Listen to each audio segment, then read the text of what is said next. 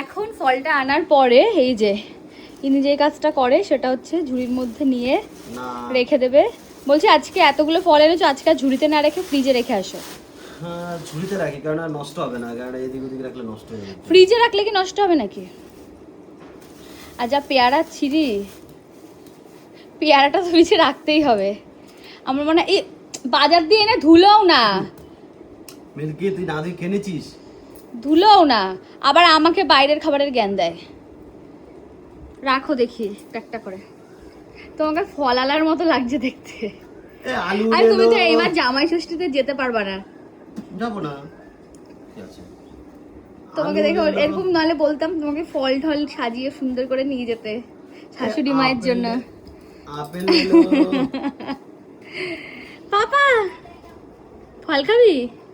ওই রাস্তা দিয়ে ও বলছে বাচ্চাগুলো আপেল লেলো আলু লেলো, তুমি বললা তাই। দাঁড়া তোদের দিচ্ছি, দাঁড়া।